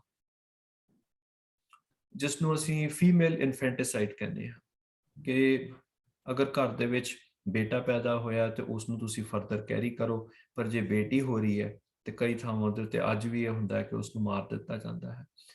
ਫੀਮੇਲ ਇਨਫੈਂਟਿਸਾਈਡ ਜਿਹੜੀ ਸੀ, ਇਸ ਨੂੰ ਪੁਰਾਣੇ ਟਾਈਮਾਂ ਦੇ ਵਿੱਚ ਔਰ ਗੁਰੂ ਗ੍ਰੰਥ ਸਾਹਿਬ ਦੇ ਵਿੱਚ ਵੀ ਇਸ ਨੂੰ ਇੱਕ ਬੱਜਰ ਕੁਰੈਤ ਦੀ ਜਗ੍ਹਾ ਦਿੱਤੀ ਗਈ ਹੈ। ਸੋ ਜਿਹੜੀਆਂ 4 ਕਿਲਵਿਕਸ ਦਾ ਜ਼ਿਕਰ ਗੁਰੂ ਅਰਜਨ ਦੇਵ ਜੀ ਮਹਾਰਾਜ ਕਰ ਰਹੇ ਨੇ, ਜਾਂ ਅਗਲੇ ਸ਼ਬਦ ਦੇ ਵਿੱਚ ਮੈਂ ਇੱਕ ਹੋਰ ਸ਼ਬਦ ਆਪ ਨਾਲ ਹੁਣੇ ਸ਼ੇਅਰ ਕਰਾਂਗਾ ਜਿਸ 'ਚ ਗੁਰੂ ਅਮਰਦਾਸ ਜੀ ਵੀ ਇਸ ਦਾ ਜ਼ਿਕਰ ਕਰਦੇ ਨੇ, ਉਸ ਦੇ ਵਿੱਚ ਜਿਹੜੀਆਂ 4 ਬੱਜਰ ਕੁਰੈਤਾਂ ਦਾ ਜ਼ਿਕਰ ਕਰ ਰਹੇ ਨੇ, ਉਸ ਦੇ ਵਿੱਚ ਫੀਮੇਲ ਇਨਫੈਂਟਿਸਾਈਡ ਜਿਹੜੀ ਹੈ ਉਹ ਇੱਕ ਬਹੁਤ ਵੱਡੀ ਕੁਰੈਤ ਹੈ। ਚੌਥੀ ਕੁਰੈਤ ਜਿਹੜੀ ਹੈ ਜਿਹੜੇ ਜਿਸ ਦਾ ਗੁਰੂ ਸਾਹਿਬ ਜ਼ਿਕਰ ਕਰ ਰਹੇ ਨੇ, ਉਹ ਹੈ ਕਿ ਵੀ ਕਿਸੇ ਵੀ ਐਸੇ ਇਨਸਾਨ ਦੇ ਕੋਲੋਂ ਡੋਨੇਸ਼ਨ ਲੈਣੀ ਜਿਸਨੇ ਕਿ ਉਹ ਪੈਸਾ ਜਿਹੜਾ ਹੈ ਉਹ ਗਲਤ ਤਰੀਕੇ ਨਾਲ ਜਾਂ ਈਵਲ ਤਰੀਕੇ ਦੇ ਨਾਲ ਕਮਾਇਆ ਹੈ, ਉਹ ਡੋਨੇਸ਼ਨ ਲੈਣੀ ਵੀ ਜਿਹੜੀ ਹੈ ਗੁਰੂ ਸਾਹਿਬ ਉਸ ਨੂੰ ਹਰਾਮ ਕਹਿੰਦੇ ਨੇ ਜਾਂ ਉਸ ਨੂੰ ਕੁਰੈਤ ਕਹਿੰਦੇ ਨੇ। ਜਾਂ ਉਹ ਬੰਦਾ ਜਿਹੜਾ ਹੈ ਉਸ ਦਾ ਆਪਣਾ ਕਰੈਕਟਰ ਠੀਕ ਨਹੀਂ ਹੈ, ਉਸ ਦਾ ਆਚਰਣ ਠੀਕ ਨਹੀਂ ਹੈ। ਸੋ ਕਿਸੇ ਵੀ ਈਵਲ ਬੰਦੇ ਕੋਲੋਂ ਕਿਸੇ ਵੀ ਇਲ ਬਿਗੋਟਨ ਮਨੀ ਦੇ ਵਿੱਚੋਂ ਕੋਈ ਡੋਨੇਸ਼ਨ ਲੈਣਾ ਜਿਹੜਾ ਹੈ, ਉਸ ਨੂੰ ਵੀ ਪੁਰਾਣੇ ਟਾਈਮਾਂ ਦੇ ਵਿੱਚ ਇੱਕ ਕੁਰੈਤ ਸਮਝਿਆ ਜਾਂਦਾ ਸੀਗਾ, ਜਿਸ ਦਾ ਕਿ ਜ਼ਿਕਰ ਗੁਰੂ ਸਾਹਿਬ ਨੇ ਆਪਣੀ ਬਾਣੀ ਦੇ ਵਿੱਚ ਵੀ ਕੀਤਾ ਹੈ। ਇਸੇ ਤਰ੍ਹਾਂ ਗੁਰੂ ਅਮਰਦਾਸ ਜੀ ਮਹਾਰਾਜ ਜਿਹੜੇ ਨੇ, ਉਹ ਵੀ ਜਿਹੜੀ ਆਪਾਂ ਜ਼ਿਕਰ ਕੀਤਾ ਹੈ ਕਿ ਵੀ ਬ੍ਰਾਹਮਣ ਜਿਹੜਾ ਹੈ ਉਸ ਨੂੰ ਮਾਰਨਾ ਇੱਕ ਬੱਜਰ ਕੁਰੈਤ ਸਮਝਿਆ ਜਾਂਦਾ ਸੀ। ਗੁਰੂ ਸਾਹਿਬ ਨੇ ਉਸ ਦਾ ਵੀ ਜ਼ਿਕਰ ਕੀਤਾ ਹੈ। ਪਿਛਲੀਆਂ ਜਿਹੜੀਆਂ 4 ਕੁਰੈਤਾਂ ਸੀਗੀਆਂ, ਗੁਰੂ ਸਾਹਿਬ ਗੁਰੂ ਅਮਰਦਾਸ ਜੀ ਮਹਾਰਾਜ ਕਹਿੰਦੇ ਨੇ, ਬ੍ਰਾਹਮਣ ਕੈਲੀ ਘਾਤ ਕੰਜਕਾ, ਵੀ ਬ੍ਰਾਹਮਣ ਨੂੰ ਮਾਰਨਾ ਜਾਂ ਕਿਸੇ ਬੇਟੀ ਨੂੰ ਮਾਰਨਾ, ਘਾਤ ਕੰਜਕਾ। ਕੰਜਕ ਇੱਥੇ ਵਰਡ ਜਿਹੜਾ ਹੈ ਉਹ ਇੱਕ ਬੇਟੀ ਵਾਸਤੇ ਵਰਤਿਆ ਗਿਆ ਹੈ। ਅਣਚਾਰੀ ਕਾ ਤਾਨ, ਕਿ ਕਿਸੇ ਵੀ ਐਸੇ ਇਨਸਾਨ ਦੇ ਕੋਲੋਂ ਦਾਨ ਲੈਣਾ ਜਾਂ ਡੋਨੇਸ਼ਨ ਲੈਣੀ ਜਿਹੜਾ ਕਿ ਅਣਚਾਰੀ ਹੈ, ਜਿਸ ਦਾ ਕਰੈਕਟਰ ਜਿਹੜਾ ਹੈ ਉਹ ਖਰਾਬ ਹੈ, ਜਾਂ ਜਿਸ ਨੇ ਜੋ ਪੈਸੇ ਕਮਾਏ ਨੇ ਉਸਨੇ ਉਹ ਗਲਤ ਤਰੀਕੇ ਦੇ ਨਾਲ ਪੈਸੇ ਕਮਾਏ ਨੇ। ਬ੍ਰਾਹਮਣ ਕੈਲੀ ਘਾਤ ਕੰਜਕਾ, ਅਣਚਾਰੀ ਕਾ ਦਾਨ ਕਾ ਤਾਨ, ਫਿਟਕ ਫਿਟਕਾ ਕੋੜ ਬਧੀਆ, ਵੀ ਉਹ ਬੰਦੇ ਦੇ ਉੱਤੇ ਫਿਟਕ ਹੈ ਜਿਹੜਾ ਕਿ ਐਸਾ ਦਾਨ ਲੈਂਦਾ ਹੈ ਜਾਂ ਉਸ ਬ੍ਰਾਹਮਣ ਨੂੰ ਜਾਂ ਕਿਸੇ ਬੇਟੀ ਦੀ ਹੱਤਿਆ ਕਰਦਾ ਹੈ। ਕੋੜ ਬਧੀਆ, ਉਸ ਨੂੰ ਕੋੜ ਹੋ ਜਾਂਦਾ ਹੈ, ਸਦਾ ਸਦਾ ਅਪਮਾਨ। ਸੋ ਇਸ ਦਾ ਜ਼ਿਕਰ ਜਿਹੜਾ ਹੈ ਇਹ 4 ਗੁਰਬਾਣੀ ਦੇ ਵਿੱਚ, ਇਹ 4 ਜਿਹੜੀਆਂ ਕੁਰੈਤਾਂ ਨੇ, ਇਹਨਾਂ ਦਾ ਜ਼ਿਕਰ ਆਉਂਦਾ ਹੈ ਕਿ ਜਿਸ ਦੇ ਵਿੱਚ ਬ੍ਰਾਹਮਣ ਨੂੰ ਮਾਰਨਾ, ਗਾਂ ਨੂੰ ਮਾਰਨਾ ਜਾਂ ਕਿਸੇ ਬੇਟੀ ਦੀ ਹੱਤਿਆ ਕਰਨਾ, ਡਾਟਰ ਦੀ, ਜਾਂ ਕਿਸੇ ਗਲਤ ਬੰਦੇ ਕੋਲੋਂ ਇਲ ਬਿਗੋਟਨ ਮਨੀ ਦਾ ਕੋਈ ਡੋਨੇਸ਼ਨ ਲੈਣਾ ਜਿਹੜਾ ਹੈ, ਇਹਨਾਂ ਚੀਜ਼ਾਂ ਦੇ ਬਾਰੇ 2 ਗੁਰੂ ਸਾਹਿਬ ਜਿਹੜੇ ਨੇ ਉਹ ਜ਼ਿਕਰ ਕਰਦੇ ਨੇ ਜੋ ਮੈਨੂੰ ਮਿਲਿਆ। ਪਰ ਜਿਹੜੇ ਅਸੀਂ ਜਿਸ ਚੀਜ਼ ਦਾ ਅਸੀਂ ਵਿਚਾਰ ਕੀਤਾ ਸ਼ੁਰੂ ਦੇ ਵਿੱਚ, ਜਿਹੜੀਆਂ 4 ਬੱਜਰ ਕੁਰੈਤਾਂ ਦਾ, ਉਹ ਜਿਹੜੀਆਂ ਕੁਰੈਤਾਂ ਨੇ ਉਹ ਥੋੜੀਆਂ ਜਿਹੀਆਂ ਉਸ ਦੀ ਇੰਟਰਪ੍ਰੀਟੇਸ਼ਨ ਜਿਹੜੀ ਆ ਤੁਸੀਂ ਕਹਿ ਸਕਦੇ ਹੋ ਕਿ ਵੀ ਉਸ ਦੀ ਇੰਟਰਪ੍ਰੀਟੇਸ਼ਨ ਥੋੜੀ ਜੀ ਡਿਫਰੈਂਟ ਹੈ। ਹੁਣ ਸਾਨੂੰ ਇਹ ਥੋੜਾ ਜਿਹਾ ਦੇਖਣ ਦੀ ਜ਼ਰੂਰਤ ਹੈ ਕਿ ਵੀ ਜਿਹੜੀਆਂ ਅਸੀਂ ਇਹ ਬੱਜਰ ਕੁਰੈਤਾਂ ਦੀ ਗੱਲ ਕਰ ਰਹੇ ਹਾਂ, ਇਹ ਕੁਰੈਤਾਂ ਦਾ ਕਨਸੈਪਟ ਜਿਹੜਾ ਹੈ ਇਹ ਕਿੱਥੋਂ ਆਉਂਦਾ ਹੈ? ਆਖਿਰ ਸਾਨੂੰ ਕਿਹਾ ਜਾ ਰਿਹਾ ਹੈ ਵੀ ਤੁਸੀਂ ਗਲਤ ਚੀਜ਼ਾਂ ਤੋਂ ਆਪਣੇ ਆਪ ਨੂੰ ਬਚਾ ਕੇ ਰੱਖੋ, ਕਿਉਂ ਇਹ ਗੱਲ ਕਹੀ ਜਾ ਰਹੀ ਹੈ? ਅਗਰ ਸੁਸਾਇਟੀ ਜਿਹੜੀ ਹੈ ਉਹ ਆਪਣੇ ਆਪ ਦੇ ਵਿੱਚ ਅੱਛੇ ਤਰੀਕੇ ਨਾਲ ਜੀਵਨ ਬਤੀਤ ਕਰ ਰਹੀ ਹੈ ਤੇ ਇਸ ਚੀਜ਼ ਦੀ ਜ਼ਰੂਰਤ ਪੈਣੀ ਨਹੀਂ ਚਾਹੀਦੀ। ਇਸ ਨੂੰ ਸਮਝਣ ਵਾਸਤੇ ਥੋੜਾ ਜਿਹਾ ਇਹ ਸਮਝਣ ਦੀ ਜ਼ਰੂਰਤ ਹੈ ਕਿ ਈਸਟਰਨ ਫਿਲਾਸਫੀ ਜਿਹੜੀ ਹੈ ਉਸ ਦੇ ਵਿੱਚ 4 ਯੁਗਾਂ ਦਾ ਕਨਸੈਪਟ ਆਉਂਦਾ ਹੈ। ਇਹ 4 ਯੁਗਾਂ ਦਾ ਕਨਸੈਪਟ ਜਿਹੜਾ ਹੈ, ਇਹ ਜਿਹੜਾ ਸਨਾਤਨ ਧਰਮ ਹੈ ਉੱਥੋਂ ਆਉਂਦਾ ਹੈ, ਔਰ ਇਸ ਦਾ ਜ਼ਿਕਰ ਜਿਹੜਾ ਹੈ ਇਹ ਗੁਰੂ ਸਾਹਿਬ ਨੇ ਆਪਣੇ ਬਾਣੀ ਦੇ ਵਿੱਚ ਵੀ ਕੀਤਾ ਹੈ। ਆਲਮੋਸਟ ਹਰ ਇੱਕ ਗੁਰੂ ਸਾਹਿਬ ਨੇ ਇਸ ਦਾ ਜ਼ਿਕਰ ਕੀਤਾ ਹੈ। ਜਿਹੜਾ ਹਿੰਦੂ ਕਨਸੈਪਟ ਹੈ ਸਨਾਤਨ ਧਰਮ ਦਾ 4 ਯੁਗਾਂ ਦੇ ਬਾਰੇ, ਉਸ ਦੇ ਵਿੱਚ ਸਤਯੁਗ, ਤ੍ਰੇਤਾ ਯੁਗ, ਦੁਆਪਰ ਯੁਗ ਤੇ ਕਲਯੁਗ, ਇਹ 4 ਯੁਗ ਜਿਹੜੇ ਨੇ ਇਹਨਾਂ ਦਾ ਜ਼ਿਕਰ ਆਉਂਦਾ ਹੈ।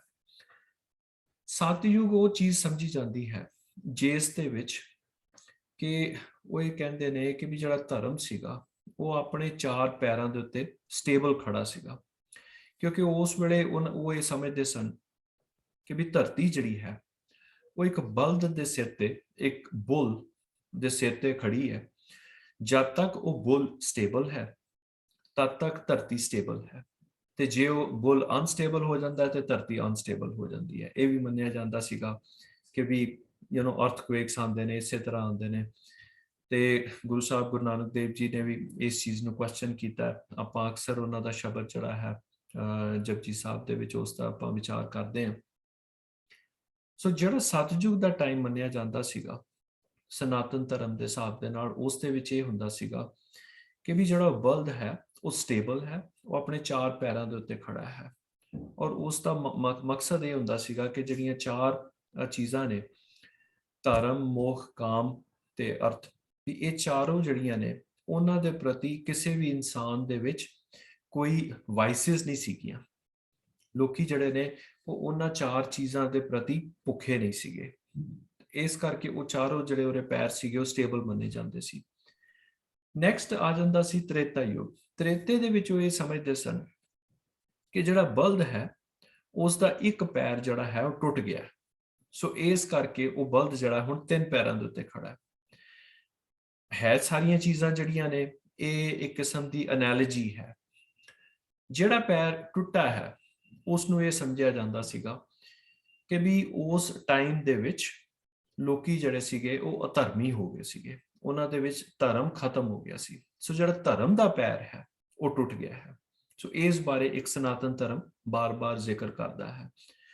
ਔਰ ਲੋਕਾਂ ਦੇ ਵਿੱਚ ਐਂਗਰ ਔਰ ਵਾਇਲੈਂਸ ਔਰ ਹੋਰਾਂ ਨੂੰ ਕੰਟਰੋਲ ਕਰਨ ਦੀ ਉਹਨਾਂ ਦੇ ਵਿੱਚ ਇੱਕ ਇੱਛਾ ਜਿਹੜੀ ਸੀ ਉਹ ਪੈਦਾ ਹੋ ਜਾਂਦੀ ਸੀ ਕਿ ਮੈਂ ਹੋਰ ਪਾਵਰਫੁਲ ਬਣਾ ਔਰ ਮੈਂ ਹੋਰਾਂ ਨੂੰ ਕੰਟਰੋਲ ਕਰਾਂ। ਸੋ ਇੱਥੋਂ ਅਸੀਂ ਸਮਝ ਸਕਦੇ ਹਾਂ ਕਿ ਵੀ ਜੇ ਇੱਕ ਬੰਦਾ ਜਿਹੜਾ ਹੈ ਉਹ ਕਿਸੇ ਨੂੰ ਕੰਟਰੋਲ ਕਰਨ ਵਾਸਤੇ ਉਸ ਨੂੰ ਮਾਰਨ ਦੀ ਕੋਸ਼ਿਸ਼ ਕਰ ਰਿਹਾ ਹੈ ਤੇ ਉਸ ਨੂੰ ਅਧਰਮ ਕਿਹਾ ਜਾ ਰਿਹਾ ਹੈ। ਔਰ ਇਸ ਕਰਕੇ ਇਸ ਚੀਜ਼ ਨੂੰ ਇੱਕ ਕੁਰੈਤ ਸਮਝਿਆ ਗਿਆ ਸੀਗਾ ਕਿ ਵੀ ਮਾਰਨਾ ਜਿਹੜਾ ਹੈ ਕਿਸੇ ਨੂੰ ਵੀ ਉਹ ਬੁਰਾ ਹੈ। ਪਰ ਆਪਾਂ ਇਸ ਨੂੰ ਕੋਰਿਲੇਟ ਕਰਕੇ ਦੇਖ ਸਕਦੇ ਹਾਂ ਕਿ ਵੀ ਘੱਟੋ ਘੱਟ ਇੱਕ ਬ੍ਰਾਹਮਣ ਜਿਹੜਾ ਹੈ, ਭਾਈ ਉਹਨੂੰ ਤਾਂ ਤੁਸੀਂ ਬਖਸ਼ ਦਿਓ, ਉਹਨੂੰ ਤਾਂ ਨਾ ਮਾਰੋ। So anyways this is just a way of looking at things. Next Sanatan Dharma ਦੇ ਹਿਸਾਬ ਦੇ ਨਾਲ ਆਉਂਦਾ ਦੁਆਪਰ ਯੁੱਗ। ਦੁਆਪਰ ਦੇ ਵਿੱਚ ਸਮਝਿਆ ਜਾਂਦਾ ਹੈ ਕਿ ਉਹ ਜਿਹੜਾ ਬਲਦ ਹੈ ਉਸ ਦੀ ਸਟੇਬਿਲਿਟੀ ਹੋਰ ਵੀ ਜ਼ਿਆਦਾ ਖਰਾਬ ਹੋ ਗਈ, ਉਸ ਦੇ 2 ਪੈਰ ਟੁੱਟ ਗਏ। ਔਰ ਜਿਹੜਾ ਕਰੰਟ ਯੁੱਗ ਹੈ ਉਸ ਨੂੰ ਕਲ ਯੁੱਗ ਜਿਹੜਾ ਹੈ ਉਹ ਕਿਹਾ ਜਾਂਦਾ ਹੈ, ਜਿਸ ਦੇ ਵਿੱਚ ਕਿ ਉਸ ਬਲਦ ਦੇ 3 ਪੈਰ ਟੁੱਟ ਗਏ ਨੇ, ਹੁਣ ਉਹ ਬਲਦ 1 ਪੈਰ ਤੇ ਖੜਾ ਹੈ। ਸੋ ਇਹਨਾਂ ਦੋਵਾਂ ਯੁੱਗਾਂ ਦੇ ਵਿੱਚ ਇਹ ਮੰਨਿਆ ਜਾਂਦਾ ਸੀਗਾ ਕਿ ਵੀ ਇਨਸਾਨ ਜਿਹੜਾ ਹੈ ਉਸ ਦਾ ਧਰਮ ਦੇ ਵਿੱਚ ਵਿਸ਼ਵਾਸ ਅਧਰਮੀ ਹੋ ਗਿਆ, ਇਨਸਾਨ ਧਰਮ ਦੇ ਵਿੱਚ ਵਿਸ਼ਵਾਸ ਖਤਮ ਹੋ ਗਿਆ, ਉਸ ਦੇ ਵਿੱਚ ਕੰਪੈਸ਼ਨ ਖਤਮ ਹੋ ਗਿਆ, ਹੋਰਾਂ ਵਾਸਤੇ ਕੋਈ ਹਮਦਰਦੀ ਨਹੀਂ ਰਹੀ।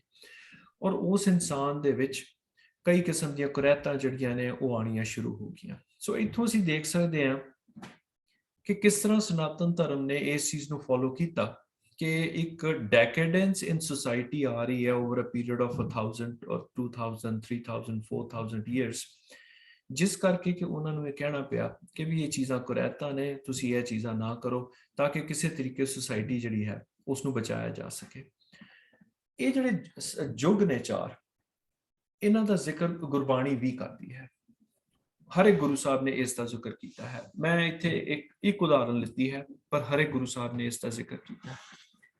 ਗੁਰੂ ਸਾਹਿਬ ਨੇ ਜਿਹੜਾ ਇਹਨਾਂ 4 ਯੁੱਗਾਂ ਦਾ ਜ਼ਿਕਰ ਕੀਤਾ ਹੈ, ਉਹਨਾਂ ਨੇ ਇਹ ਗੱਲ ਕਹੀ ਹੈ ਕਿ ਇਹ ਜਿਹੜੇ ਯੁੱਗ ਨੇ ਇਹ ਕੋਈ ਨੈਸੈਸਰੀਲੀ ਟਾਈਮ ਪੀਰੀਅਡਸ ਨਹੀਂ ਹੈਗੇ। ਇਹ ਜਿਹੜੀਆਂ ਚੀਜ਼ਾਂ ਨੇ ਇਹ ਇੱਕ ਇਨਸਾਨ ਦੇ ਵਿੱਚ ਕਿਸੇ ਵੇਲੇ ਵੀ ਹੋ ਸਕਦੀਆਂ। ਇੱਕ ਇਨਸਾਨ ਜਿਹੜਾ ਹੈ ਉਹ ਕਿਸੇ ਵੇਲੇ ਸਤਯੁਗੀ ਹੋ ਸਕਦਾ ਹੈ, ਕਿਸੇ ਵੇਲੇ ਉਸ ਦਾ ਜਿਹੜਾ ਬਿਹੇਵੀਅਰ ਹੈ ਉਹ ਤ੍ਰੇਤਾ ਯੁਗੀ ਹੋ ਸਕਦਾ ਹੈ ਕਿ ਜੇ ਉਸ ਦੇ ਵਿੱਚ ਧਰਮ ਖਤਮ ਹੋ ਗਿਆ। ਕਿਸੇ ਵੇਲੇ ਉਸ ਦਾ ਜਿਹੜਾ ਬਿਹੇਵੀਅਰ ਹੈ ਉਹ ਦੁਆਪਰ ਵਾਂਗ ਹੋ ਸਕਦਾ ਹੈ ਕਿ ਜਿੱਥੇ ਉਸ ਦੇ ਵਿੱਚ ਧਰਮ ਔਰ ਕੰਪੈਸ਼ਨ ਦੋਨੋਂ ਖਤਮ ਹੋ ਗਏ ਨੇ। ਕਿਸੇ ਵੇਲੇ ਉਹ ਕਲਯੁਗੀ ਹੋ ਸਕਦਾ ਹੈ। ਔਰ ਇਹ ਚੀਜ਼ਾਂ ਗੁਰੂ ਸਾਹਿਬ ਇਹ ਕਹਿੰਦੇ ਨੇ ਕਿ ਇਹ ਸਿਰਫ ਅੱਜ ਦੇ ਮਨੁੱਖਾਂ 'ਚ ਨਹੀਂ ਹੈ, ਸਤਯੁਗ ਦੇ ਵਿੱਚ ਵੀ ਐਸੇ ਮਨੁੱਖ ਸੀਗੇ ਜਿਨ੍ਹਾਂ ਦੇ ਵਿੱਚ ਕਿ ਇਸ ਕਿਸਮ ਦਾ ਬੈਡ ਬਿਹੇਵੀਅਰ ਸੀਗਾ। ਔਰ ਗੁਰੂ ਸਾਹਿਬ ਨੇ ਜੋ ਇਸ ਦੀ ਡੈਫੀਨੇਸ਼ਨ ਜਿਹੜੀ ਜਿਸ ਹਿਸਾਬ ਨਾਲ ਉਹਨਾਂ ਨੇ ਦਿੱਤੀ ਹੈ, ਉਹਨਾਂ ਨੇ ਇਸ ਦਾ ਜ਼ਿਕਰ ਇਹ ਕੀਤਾ ਹੈ ਕਿ ਗੁਰੂ ਰਾਮਦਾਸ ਜੀ ਮਹਾਰਾਜ ਦਾ ਜਿਹੜਾ ਸ਼ਬਦ ਹੈ ਉਸ ਨੂੰ ਮੈਂ ਆਧਾਰ ਬਣਾਇਆ ਹੈ। ਗੁਰੂ ਸਾਹਿਬ ਇਹ ਕਹਿੰਦੇ ਨੇ, ਸਤਜੁਗ ਸਭ ਸੰਤੋਖ ਸਰੀਰਾ, ਪਗ ਚਾਰੇ ਧਰਮ ਧਿਆਨ ਜੀਓ। ਕਿ ਸਤਜੁਗ ਦੇ ਵਿੱਚ ਇਨਸਾਨ ਜਿਹੜਾ ਸੀਗਾ ਉਹ ਇੱਕ ਸੰਤੋਖ ਦੇ ਵਿੱਚ ਸੀ, ਉਸ ਦਾ ਸਰੀਰ, ਉਸ ਦਾ ਮਨ ਔਰ ਉਸ ਦੇ ਚਾਰੋਂ ਜਿਹੜੇ ਪੈਰ ਨੇ ਉਹ ਧਰਮ ਦੇ ਵਿੱਚ ਸਟੇਬਲ ਸਨ। ਮਨ ਤਨ ਹਰ ਗਾਵੇ, ਪਰਮ ਸੁਖ ਪਾਵੇ, ਹਰ ਹਿਰਦੇ ਹਰ ਗੁਣ ਗਿਆਨ ਜੀਓ। ਉਸ ਦੇ ਹਿਰਦੇ ਦੇ ਵਿੱਚ ਉਸ ਪਰਮਾਤਮਾ ਦਾ ਗਿਆਨ, ਉਸ ਪਰਮਾਤਮਾ ਦਾ ਨਾਮ ਜਿਹੜਾ ਸੀ ਉਸ ਦੇ ਮਨ ਔਰ ਤਨ ਦੇ ਵਿੱਚ ਵਸਿਆ ਹੋਇਆ ਸੀਗਾ, ਜਿਸ ਕਰਕੇ ਕਿ ਇਨਸਾਨ ਸਟੇਬਲ ਸੀਗਾ। ਇਹ ਡੈਫੀਨੇਸ਼ਨ ਗੁਰੂ ਸਾਹਿਬ ਨੇ ਸਤਿਯੁਗ ਦੀ ਦਿੱਤੀ ਹੈ, ਜਿਹੜੀ ਕਿ ਗੁਰੂ ਸਾਹਿਬ ਜਿਹੜੇ ਨੇ ਔਰ ਡਿਫਰੈਂਟ ਗੁਰੂ ਸਾਹਿਬ ਬਾਰ-ਬਾਰ ਇਹ ਕਹਿੰਦੇ ਨੇ ਕਿ ਇਹ ਚੀਜ਼ ਅਗਰ ਕਿਸੇ ਇਨਸਾਨ ਦੇ ਵਿੱਚ ਹੈ ਤੇ ਭਾਵੇਂ ਉਹ ਕਲਯੁਗ 'ਚ ਕਿਉਂ ਨਾ ਬੈਠਾ ਹੋਵੇ, ਉਸ ਇਨਸਾਨ ਨੂੰ ਤੁਸੀਂ ਸਤਿਯੁਗੀ ਇਨਸਾਨ ਕਹਿ ਸਕਦੇ ਹੋ। ਨੈਕਸਟ ਗੁਰੂ ਸਾਹਿਬ ਇਹ ਕਹਿੰਦੇ ਨੇ ਕਿ ਤੇਤਾ ਯੁਗ ਆਇਆ ਅੰਤਰ ਜੋਰ ਪਾਇਆ। ਉਸ ਇਨਸਾਨ ਦੇ ਵਿੱਚ ਜੋਰ ਆਇਆ, ਜੋਰ ਮਤਲਬ ਉਸ ਦੇ ਵਿੱਚ ਗੁੱਸਾ ਆਇਆ, ਉਹ ਹੋਰਾਂ ਨੂੰ ਕੰਟਰੋਲ ਕਰਨ ਦੀ ਉਸ ਦੇ ਵਿੱਚ ਇੱਛਾ ਆਈ ਕਿ ਵੀ ਮੈਂ ਹੋਰਾਂ ਨੂੰ ਕੰਟਰੋਲ ਕਰਾਂ। ਜਤ ਸੰਜਮ ਕਰਮ ਕਮਾਏ ਜੀਓ। ਪੱਗ ਚੌਥਾ ਖਿਸਿਆ, ਉਸ ਦਾ ਜਿਹੜਾ ਉਸ ਵੇਲੇ ਉਸ ਟਾਈਮ ਪੀਰੀਅਡ ਦਾ ਜਾਂ ਉਸ ਇਨਸਾਨ ਦਾ ਜਿਹੜਾ ਚੌਥਾ ਪੈਰ ਸੀਗਾ ਉਹ ਹਿਲ ਗਿਆ। ਤ੍ਰੈ ਪੱਗ ਟਿਕਿਆ, ਮਨ ਹਿਰਦੇ ਕ੍ਰੋਧ ਜਲਾਏ ਜੀਓ। ਉਸ ਦੇ ਅੰਦਰ ਕ੍ਰੋਧ ਜਿਹੜਾ ਸੀਗਾ ਉਹ ਆ ਗਿਆ, ਗੁੱਸਾ ਆਇਆ, ਹੋਰਾਂ ਨੂੰ ਕੰਟਰੋਲ ਕਰਨ ਦੀ ਇੱਛਾ ਆਈ ਔਰ ਉਸ ਨੇ ਕ੍ਰਾਈਮ ਕਮਿਟ ਕਰਨਾ ਸ਼ੁਰੂ ਕੀਤਾ। ਹੁਣ ਇਹ ਜਿਹੜੀ ਚੀਜ਼ ਹੈ ਅਗੇਨ ਇਹ ਕਿਸੇ ਵੀ ਵੇਲੇ ਹੋ ਸਕਦੀ ਹੈ ਕਿ ਉਸ ਦੇ ਵਿੱਚ ਜੋ ਵੀ ਉਸ ਤੇ ਪ੍ਰੋਬਲਮਸ ਆ ਰਹੀਆਂ।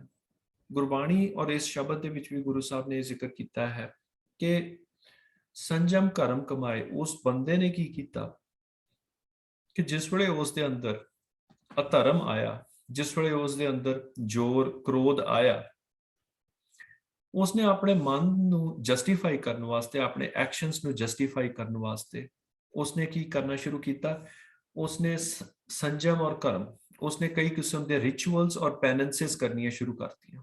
ਠੀਕ ਹੈ, ਲੋਕਾਂ ਨੇ ਤਪੱਸਿਆਵਾਂ ਕਰਨੀਆਂ ਸ਼ੁਰੂ ਕਰਤੀਆਂ ਵੀ ਮੈਂ ਕਿਸੇ ਤਰੀਕੇ ਆਪਣੇ ਆਪ ਨੂੰ ਆਪਣੇ ਮਨ ਦੇ ਉੱਤੇ ਕੰਟਰੋਲ ਕਰ ਸਕਾਂ, ਆਪਣੀਆਂ ਜਿਹੜੀਆਂ ਐਕਸ਼ਨਸ ਨੇ ਉਹਨਾਂ ਨੂੰ ਕਿਸੇ ਤਰੀਕੇ ਜਸਟੀਫਾਈ ਕਰ ਸਕਾਂ, ਕੋਈ ਆਪਣੇ ਕੀਤੇ ਗਲਤ ਕੰਮਾਂ ਵਾਸਤੇ ਕੋਈ ਪੈਨੈਂਸ ਕਰ ਸਕਾਂ।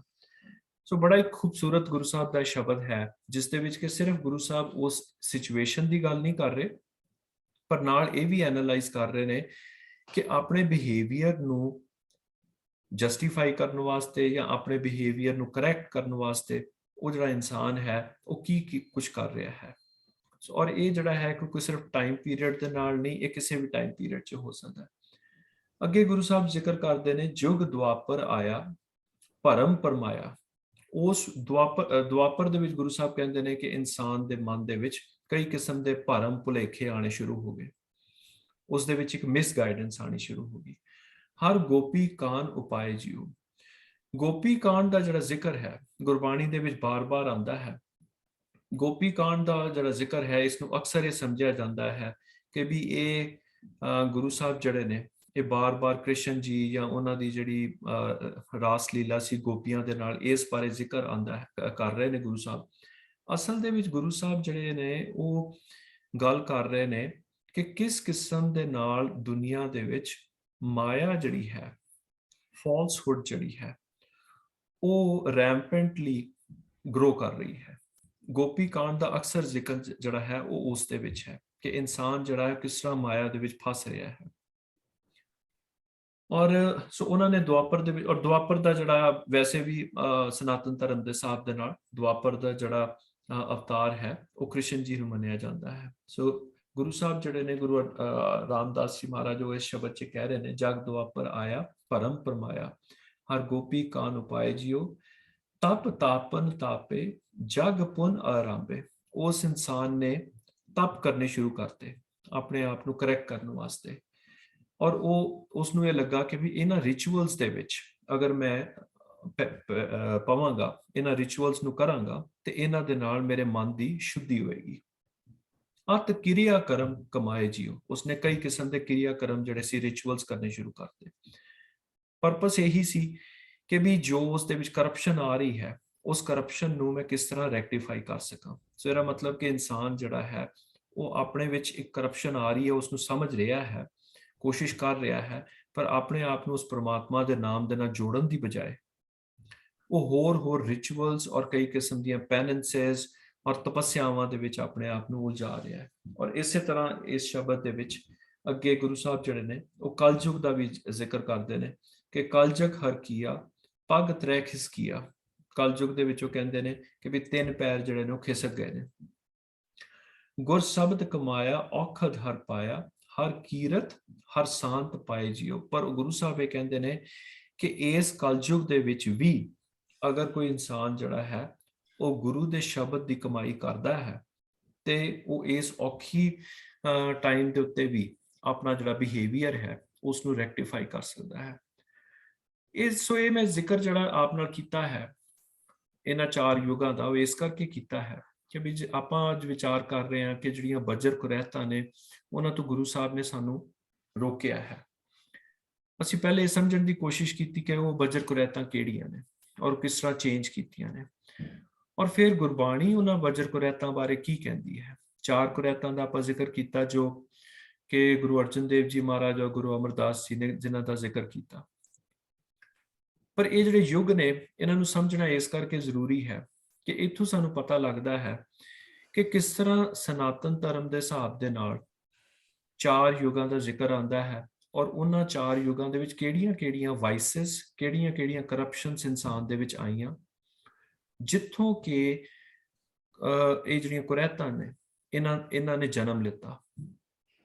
ਔਰ ਤਾਂ ਇਹ ਜ਼ਰੂਰੀ ਹੋਇਆ ਕਿ ਜਿਹੜੇ ਕੋਈ ਸੇਂਟਸ ਜਾਂ ਸਕਾਲਰਸ ਜਾਂ ਸਪਿਰਿਚੁਅਲ ਲੀਡਰਸ ਸੀਗੇ ਉਹਨਾਂ ਨੂੰ ਬਾਰ-ਬਾਰ ਇਹ ਕਹਿਣਾ ਪਿਆ ਕਿ ਭਾਈ ਇਹ ਚੀਜ਼ਾਂ ਗਲਤ ਨੇ, ਇਹਨਾਂ ਤੋਂ ਆਪਣੇ ਆਪ ਨੂੰ ਬਚਾ ਕੇ ਰੱਖੋ, ਇਹ ਕੰਮ ਗਲਤ ਨਾ ਕਰੋ।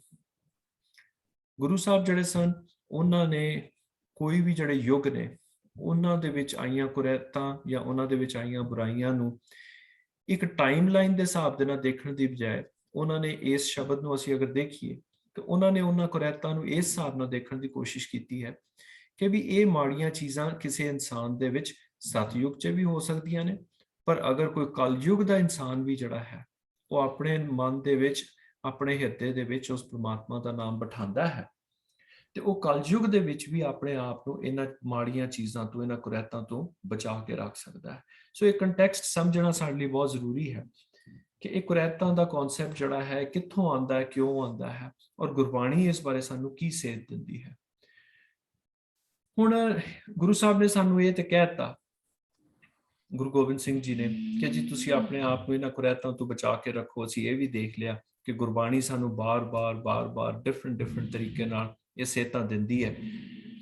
ਗੁਰਬਾਣੀ ਜਿਹੜੀ ਹੈ ਉਹ ਗੁਰੂ ਸਾਹਿਬ ਨੇ ਅੱਜ ਤੋਂ ਕੋਈ 400 ਸਾਲ 450 ਸਾਲ ਪਹਿਲੇ ਜਿਹੜੀ ਹੈ ਉਹ ਲਿਖੀ ਹੈ ਔਰ ਗੁਰੂ ਗੋਬਿੰਦ ਸਿੰਘ ਜੀ ਨੇ ਉਸ ਨੂੰ ਕੰਪਾਈਲ ਕਰਕੇ ਸਾਡੀ ਝੋਲੀ 'ਚ ਪਾਇਆ।